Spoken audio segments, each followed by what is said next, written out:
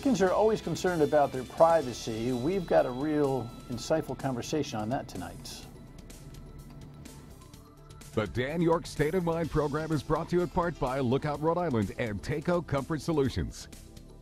Good Friday or Monday evening to you. The reason I tell you that is because, of course, our regularly scheduled air schedule. Did I say that twice? Sort of, kind of. Friday and Monday through Friday, 7:30 on MyRI TV, unless we have a football preemption that bumps Jeopardy and Wheel.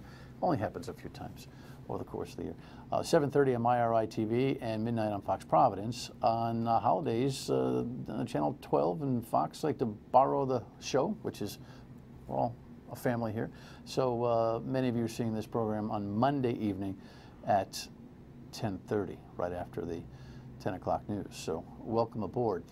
On the Friday and/or Monday holiday programs, we get a chance to kind of relax and talk about a single issue or two, or at least a concentration of things. And an often guest on this program has written a book that I think is going to be a fascinating conversation here for you if you're concerned about cybersecurity, but more or less your privacy in the midst of all of this. Timothy Edgar has been, again, a multiple guest on this program, and here's his new book.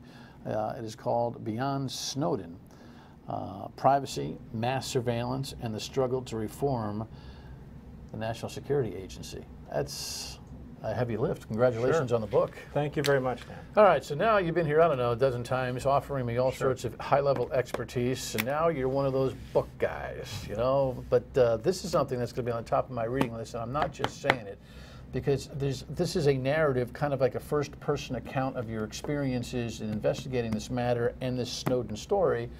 But you've got insights on all sorts of things. Give me the cliff note on the review of the book, self-review it, and then we'll dig into some of these really crucial issues. Sure. Well, I wrote this book because I'd had a unique experience of going from the American Civil Liberties Union, one of our top civil liberties organizations, into the belly of the surveillance beast, into the intelligence community, to review all of these mass surveillance programs to see how we could better protect our privacy. And I did that around the same time as Mr. Snowden was working inside the intelligence community.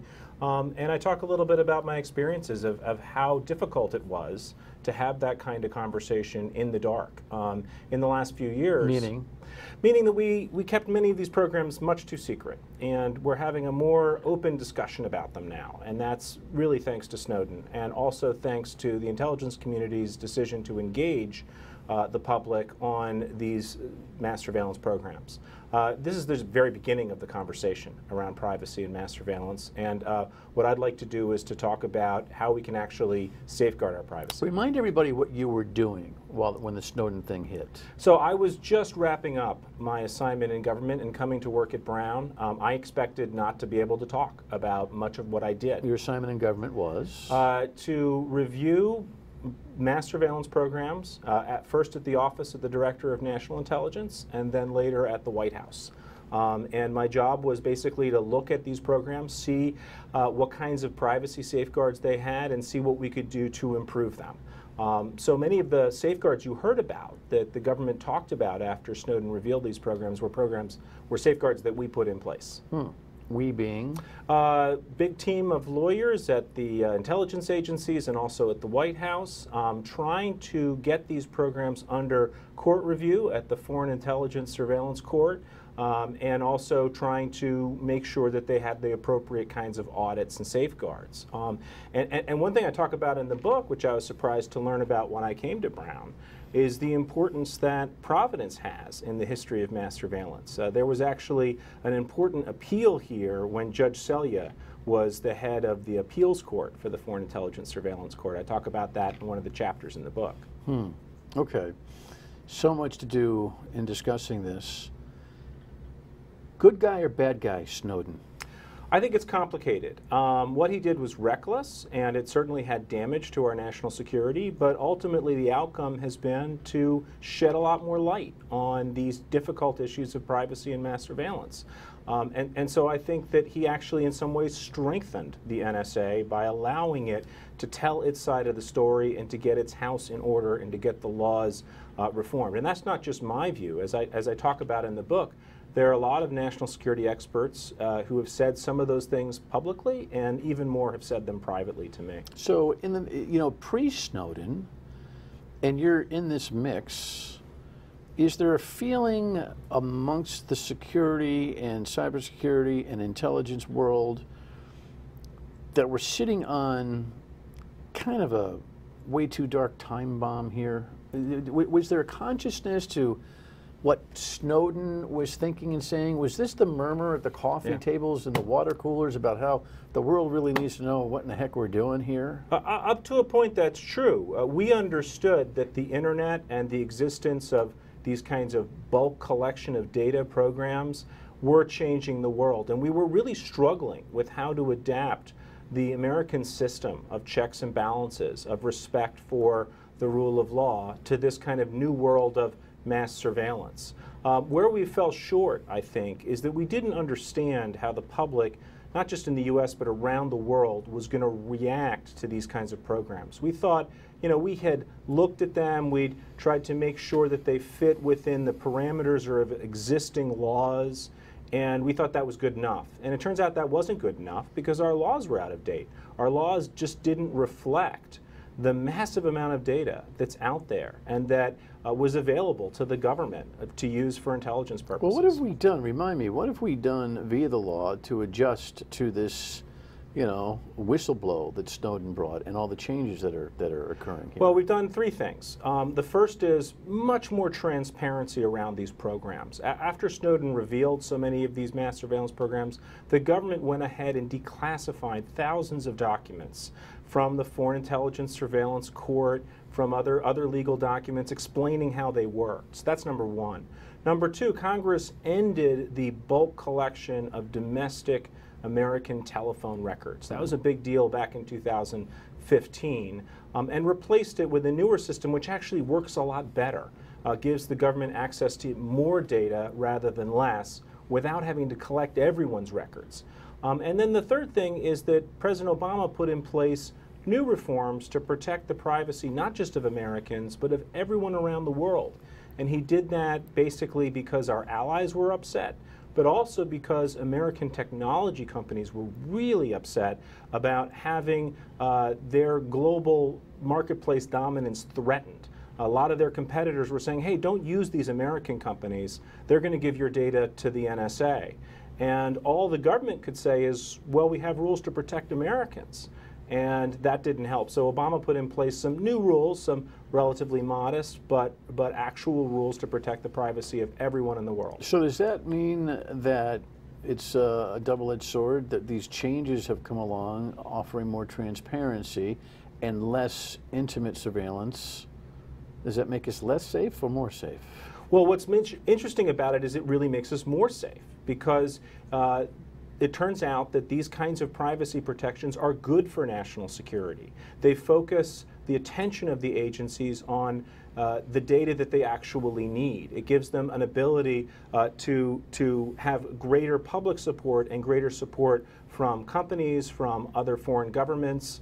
And so many of these changes that were made in the past few years, which people were nervous about inside the intelligence community, turned out to strengthen our national security, gave them access to the data they needed without having all the problems that they had had before with the excessive secrecy. I think a lot of people are, myself included, are informed enough about the Snowden story to kind of know, the cover and maybe a half a chapter in. You're narrating a whole bunch of detail here, and it's a first-person approach. So what are you trying to accomplish? What I'm trying to accomplish is to let the public into this conversation that's been happening first inside the intelligence community in top secret rooms, and then among some specialists in this area over the past few years. I want the public to be engaged in debates about our privacy, about these kinds of mass surveillance programs. And the only way I could think of as someone at Brown, I felt, well, I have this opportunity to write a book which explains how these programs work. Did you need authorizations, permission, winks, nods, handshakes in order to put this dossier together? As a former employee, I had to have this book cleared just like any other former employee. I was surprised at how little they asked me to change anything in this book. And that is because of the new transparency we've had over the few years. Much of what I talk about in this book prior to 2013 would have been classified at the highest levels. But now we can talk about it freely. We can talk about exactly how these programs work, where data is collected, how they sift through it, and how they protect privacy or how they fail to protect privacy. And you can make your own judgment about what further reforms you think we might need. So, yeah, I think everybody likes a good spy novel every once in a while. I'm not so sure you're going to get, you know, Robert Ludlum drama here. At the same time, those who have that kind of appetite and those who are just kind of worried or interested about, you know, who's watching me, must read, right? This is going to give you the real story about how the NSA and the intelligence community work. It's not always the same as you see in Hollywood, and part of that is because they don't always have access to everything at their fingertips all the time. It's a painstaking process of gathering massive amounts of data and sifting through it and analyzing So I just got my copy. It's going to be on the top of my reading list. Let me ask you this. After reading this, will I and everybody else who reads it, and I hope so many of you do, and by the way, you can pick up a link to find the book on foxprovidence.com, will we feel better or worse after reading this?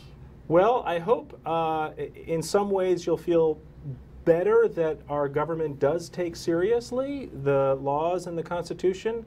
Worse in the sense that those are so far out of date. We have so much more to do to bring them into the digital world, into a global world of mass surveillance. The Constitution, the statutes, the law, always catching up to the technology. That's right. And many of them were written back in the days of J. Edgar Hoover, back in the days of analog telephones, and we're still in the process of trying to adapt them to the digital age.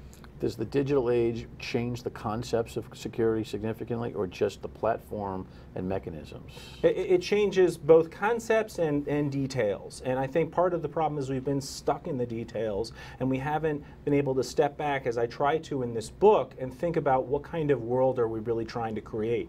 One thing I talk about in the book is the idea that, you know, surveillance, you can't divide it into neat categories of domestic and foreign, even though our laws try to do that.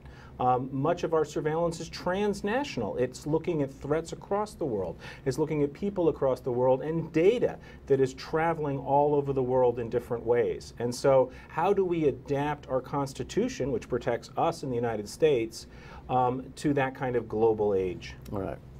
The book is Beyond Snowden. Get it. When we come back, I always check in with Tim on some current issues. Security. Harvey is a security issue. Stay with us.